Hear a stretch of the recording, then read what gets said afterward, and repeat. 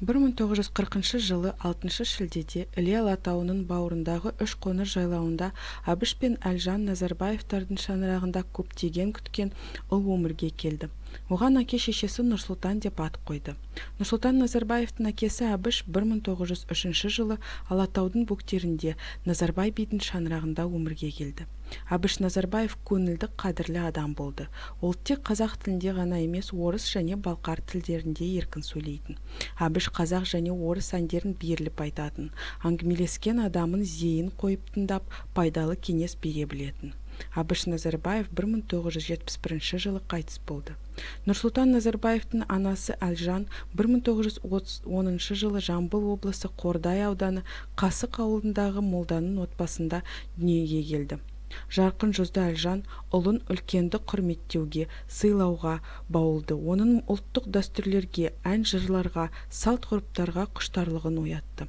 Әлжан Назарбаева 1977 жылы қайтыс болды. Нұрсұлтанның балалық шағы және жастық шағы ұзаққа созылған жоқ.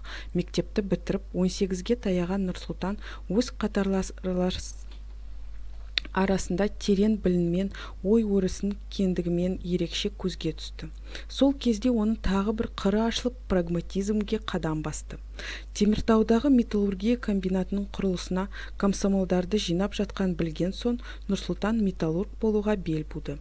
Алдындағы қатарлы жұмысшы қазақ комсомол мүшесі ретінде Назарбаев БЛКЖО съездері мен жастар фестивальдеріне жиі жіберіліп тұрды. Ол танымал бола бастады. Өндіріс үздігі Назарбаевтың суреті орталық баспасөзде де басылды. Осы жылдарда оның өміріндегі тағы бір маңызды оқиға болды. Нұрсұлтан Әбішұлы кейіннен былай деп жазды. Ал сол жылдардың өмір бойы есте қалатын ең бір елеулі оқиғасы болашақ келіншегім Сарамен алғашқы кездесуім. Ал бұл кездесу бір апаттан кейін домна пешінің жанында болған еді. Әдетте апат болып металл жерге төгіліп жатқанда түгел ауысым бар қалдықты жинап, теміржол қозғалысын қалпына келтіргенше ешкім ешқайда кетпейді. Бұл бір бұлжылыс тәртіп еді. Күн бойы боласын ба, тәулік бойы боласын ба, өзін бүлдіргенді өзін ретке келтіруін тиіс. Осындай қолайсыз бір сәт еді. Тәулік бойы дерлік табанымыздан тік тұрған кезіміз, тұла бойымыз қазанның түп күйесіндей қап-қара, тек көзіміз жылтырап, аппақ тісіміз ақсияды. Сол күні қосалқы электр станциясында кезекші болып, біздің пешіміздің түбінде не болып жатқанын көруге келген қызға кез бола кеттім. Көп ұзамай тойымыз болды. Бақытты жас отбасы тез жетеліп өсіп-өніп келе жатты. Шаңырақтарында 3 қыз, Дариға, Динара және Әлия дүниеге келді. Нұрсұлтан Әбішұлы Назарбаев 1979 жылы Қазақстан Компартиясы орталық комитетінің хатшысы болды.